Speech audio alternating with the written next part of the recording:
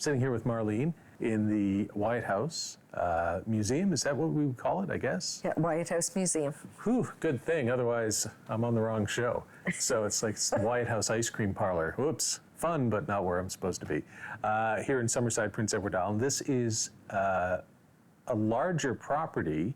There are 3 actual houses, I guess, associated with the property, right? Yes, 3 Victorian homes that were all left to the city of Summerside upon the death of Dr. Wanda Wyatt back in 1998. And it was really quite a gift to give, but it was also a big undertaking for the city to accept it because we're only a population of 14,500. Right. Small but plucky.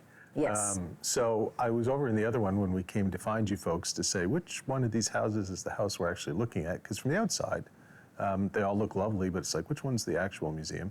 And so there's an art gallery. Is there this is obviously the museum, but how are the 3 houses structured?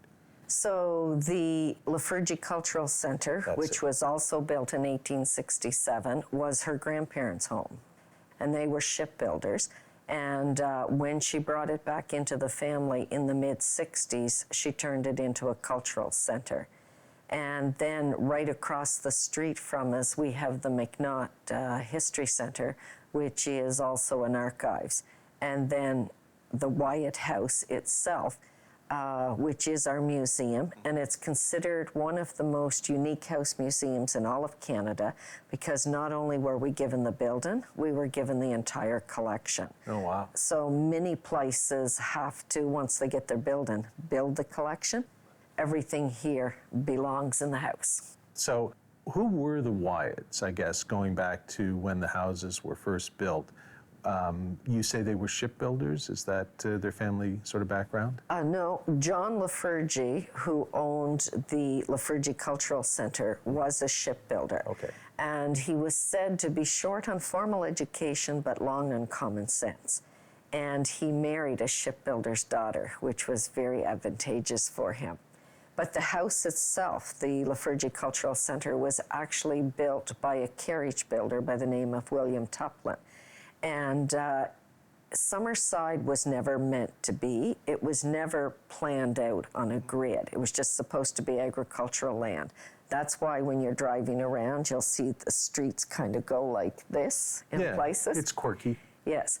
But 1855, the first wooden ship is built at the harbor. So suddenly a village springs up all around it. And so the other house was built as a carriage, for a carriage builder. This house was built in 1867 for a man by the name of William Strong, who was a merchant in the town. In fact, his father was one of the first Methodist missionaries in this area. So Strong runs into financial difficulties, which forces him to have to take a mortgage from his sister-in-law, who his husband had found at Mount Allison University in Sackville. Wow, okay. But she up and dies without leaving a will. So this forces the house to have to be sold in 1887. And at that time, you didn't go to a real estate agent to sell your property. You put it on the auction block, so you had no idea what you were going to get for it. So the day that it sold by auction, John Lafergie, then, who owned the big shipbuilding house next door, purchased it for $1,760. Which I imagine was a lot of money back then. It would be a lot of money back then. And when his daughter, Cecilia, married a young lawyer from Charlottetown by the name of Ned Wyatt in 1890, he presented them the house as their wedding gift. Oh, wow. The Wyatts were very privileged. Just even the collection of books in the house shows how privileged they were at a time when many islanders would probably have a Bible. There's books in the house on many subjects that may not have been talked about in the day, like there's even books on sex in the house. I am shocked that the Victorians you should be. That Victorians would have books on. Actually, I'm not shocked at all. They might have looked prim and proper on the outside, but it was pretty randy era. So, okay, I'm going to have to go see what What book? I have one vision in my head of what it is, and I'm pretty sure it's not. I'm pretty sure it's probably more chaste than the kind of... It was kind of a book of mother explaining to daughter. Oh, boy, and yeah. Mr. Wyatt was into phrenology. And we have a book in the library, and it has a reading inside. He had his head read when he was in Chicago. So one of the reasons they traveled so much was Mrs. Wyatt, Cecilia, was always quite sickly. And it most likely all had to do with the corset. And if she'd have thrown off the corset, she probably would have had a much better life.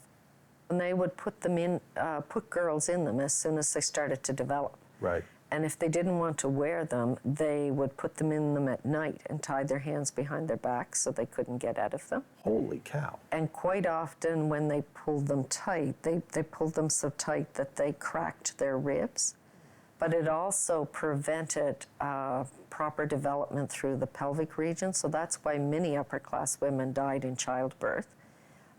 It also caused a great deal of damage to the internal organs, especially the kidneys. Mm-hmm. And when Mrs. Wyatt had an X-ray done in Montreal in 1932, it showed her right kidney pushed out of place. Ooh.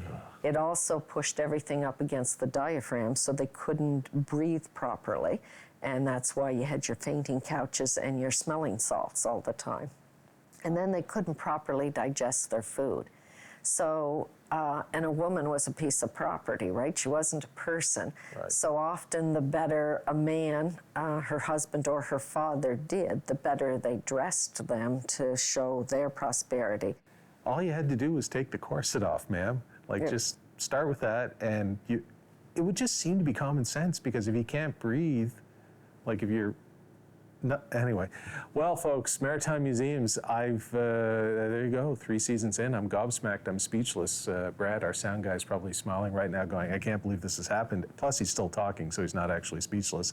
But it's the kind of talk that you do when you're uncomfortable. And it's just like thinking, who would, Anyway, we'll be right back after this commercial break, and we'll take a look at some of the house, preferably not any corsets, but that's... Oh, we have one upstairs waiting for you. No. Good night, little children. Good night, and then the Lincolnshire Inn. Hello. How are you? It's like, mother, no, please.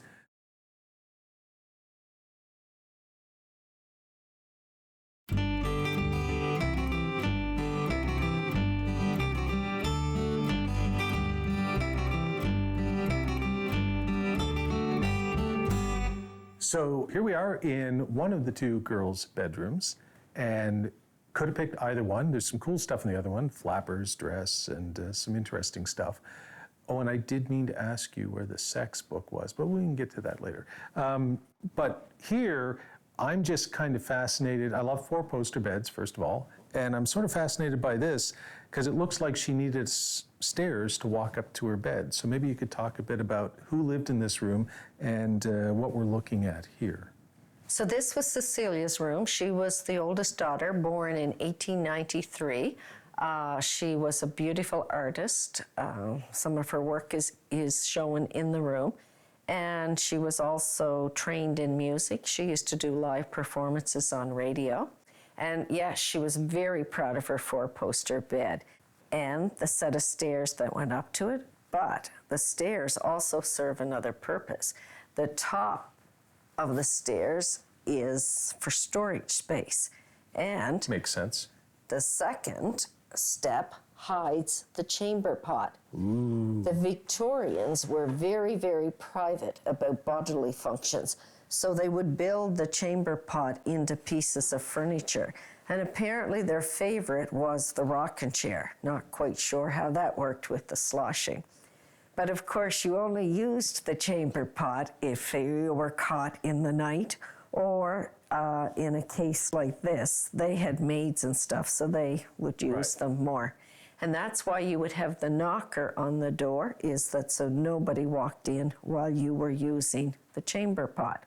Yeah. Now, I did tour someone one day who told me, was connected to the Wyatts, said that this set of stairs made a trip to Government House in Charlottetown when one member of the royal family was coming so that it could be used with one of the beds.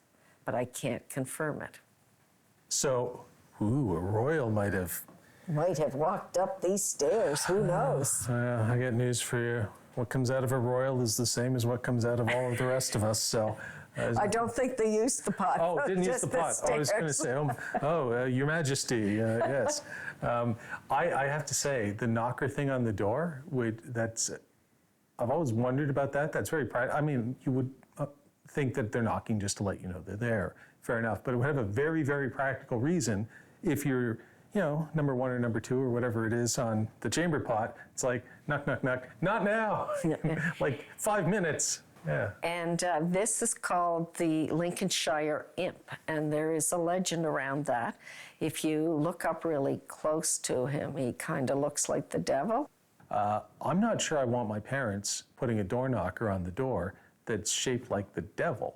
That's, that's a little sort of weird. So what is, in a nutshell, or a devilish nutshell, what is the story of the Lincolnshire Imp? What did poor Cecilia have to deal with every night before she went to bed? Well, she would have been in the nursery until she was older, so she was probably able to handle him by then. Right. The story goes that the devil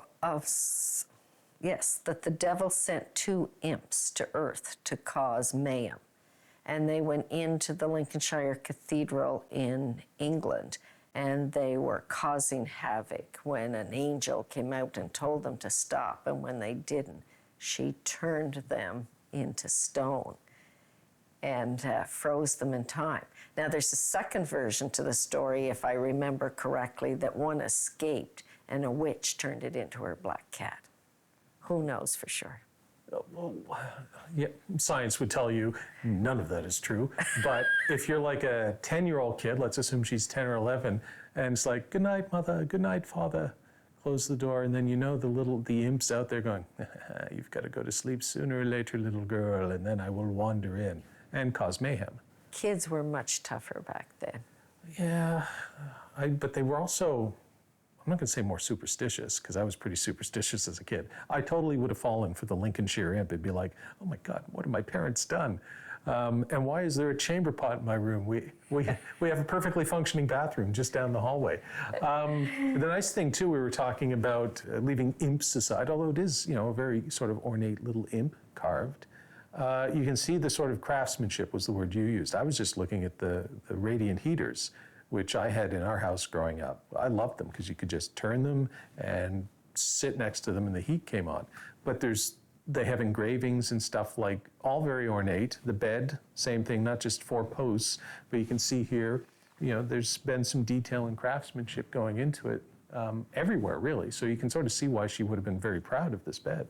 And you can see the difference between the foot post and the head post. Right. And that's because when you're in bed, of course, you're looking down at the foot post, so you don't waste money making expensive head posts. Plus, in the wintertime, you would have the heavy curtains around to keep the heat in, and then in the daytime, you opened them up against the headboard. So that's why you didn't make it as ornate. And one of the reasons she would be so proud to, not only did she have her own bedroom, she had her own bed. It could cost a family a third of their annual income to own a bed. So many island farm families, fishing families, etc., when children, they slept 3-4 children to a bed, and when they were small, they slept sideways like this. And then when you outgrew that, you probably had 2 sleep at the top, and then 1 slept at the bottom. And an elderly gentleman that I toured one day said the best way to get a fight going was to get your feet in the other person's face. Right. How would you avoid that? I have this sort of view, if I can sneak in here. So, good night, little children, good night, good night. And then the Lincolnshire Imp, hello. How are you? It's like, mother, no, please. It probably kept the kids really well behaved. Yes, if you don't behave, the Lincolnshire Imp will come in from the door and eat you at night or something like that. Makes me wonder. I was just going to say, did somebody... It was the It was the Lincolnshire Lincolnshire imp that moved that out. I still, true story, if I'm in a room that I don't know, like a hotel room, I still look under the bed before I turn the lights off. So the Lincolnshire imp, in its own way, you little monster, still haunts all of the children, even the 54-year-old children that still resides inside of us. Probably a wise move to check. Why would you say that? Why? What do you know that I don't know? I imagine there's somebody who might come here and go, Arthur Meehan slept in this bed? Holy moly, Arthur Meehan! I don't know who that person is, but somewhere in this big country of ours, there must be at least one.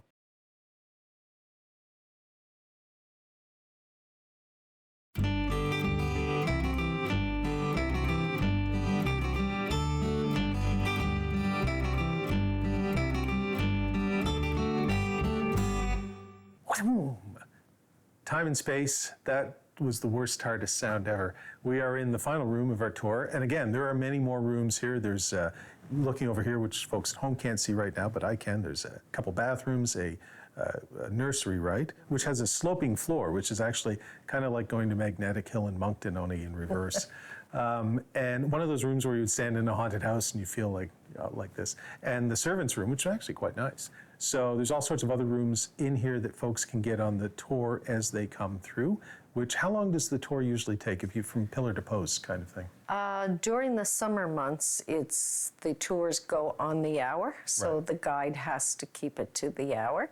Sometimes in the off season, when you get the permanent staff and you have a lot of questions, we can be in here longer. A little longer, but if folks come, it's probably going to take about an hour to come through. Yes. And an hour is a pretty good time frame. You don't get too overtaxed, but you're certainly going to see pretty much everything that you'd want to see. And the interesting thing is, I always tell folks about museums, you and I could go into the same museum at the same time, take a look at the same spot in the room, and see two entirely different things, or focus. One that would say, ooh, that's what speaks to me, and one that speaks to you more, depending on our own. So every museum trip is different for everybody, and I assume for the guides too. It is, and we've had people who've been back a half a dozen times or more, and they say every time they see something different. When you told me about the fact that 3 conservative prime ministers had slept in this bed, so I ran as a progressive conservative in the last provincial election in Nova Scotia, not the one that we just had last night. If I had, I wouldn't be here. I probably would have been elected, but in the one before that. So Charles Tupper, Conservative Prime Minister, and Sir John Thompson are both buried in Halifax. I've gone to their grave sites, commune with the Conservative forebears. There were 3 that slept here, 2 of whom weren't terribly good prime ministers, but one of whom really was. Who are the 3 that slept here? And then for folks at home, I'll explain why one was good and 2 maybe not so much. Borden, Meehan, and Bennett. Right. So Meehan, not so much. For one thing, sort of started the King Byng constitutional crisis, and for another thing, wasn't around very long. Bennett, the Great Depression, there's not much you can do with that. But Sir Robert Borden, from Nova Scotia, served for 9 years during the Great War and led Canada through its first real moment of independence, where we sort of separated ourselves from the empire, not just legally, but sort of fighting on our own, and came into our own as a country, they say, at Vimy Ridge and that sort of thing. So Robert Borden slept in this. I get a little chill just thinking about that. He's on our $100 bill too, so that's another reason to admire him. Which I don't see him very often because of that. Neither do I. Because if you try and spend a $100 bill, I think those are the ones that they check and go, those can be counterfeited more than the others. So no. Why were they staying here though? Why would 3 conservative prime ministers be staying in this house? Well, Ned Wyatt was very involved with both the provincial and the federal Conservatives. He successfully ran for the provincial Conservatives and was the Speaker of the House from 1912 until 1916. Okay. He did offer for the Federals and was not successful with that. But therefore, when anybody important from the Conservative Party visited Summerside, this would be the place that they would stay and be hosted. This is why I'm not sitting on the bed right now, folks, besides the fact it's an artifact. I'm not important in the Conservative Party, so that's why I'm hosting a television show. But I've always admired Robert Borden in particular, so it's actually, like I said, come to a museum, everyone hears something different. I imagine there's somebody who might come here and go, Arthur Meehan slept in this bed? Holy moly, Arthur Meehan! I don't know who that person is, but somewhere in this big country of ours, there must be at least one. He was Prime Minister twice. We haven't had that experience yet. No, I can't imagine you would. I feel, for the spirit of Arthur Meehan, I feel sorry for him because his career just did not go well.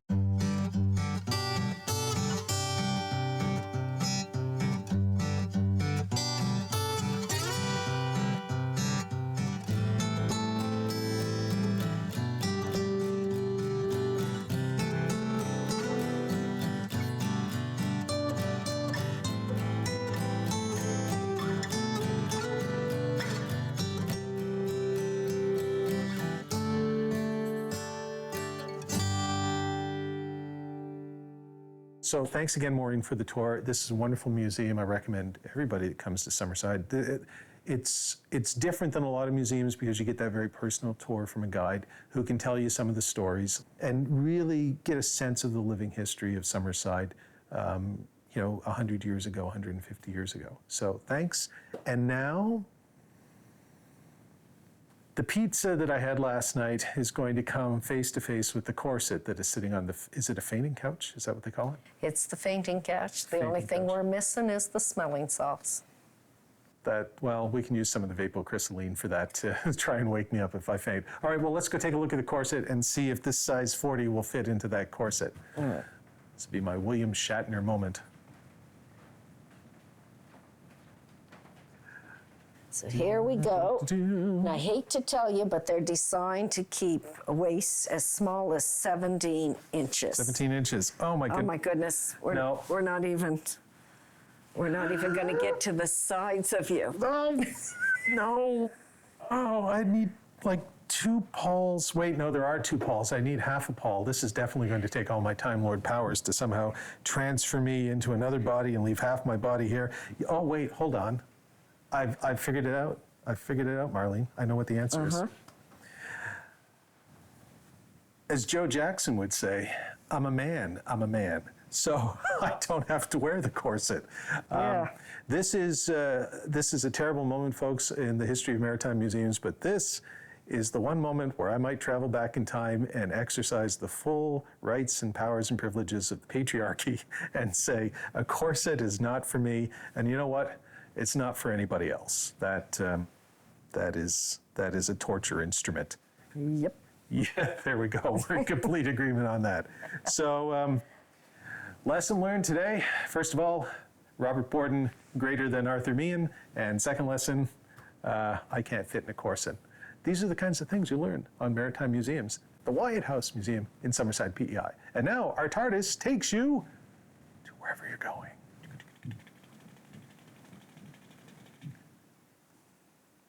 We're still here.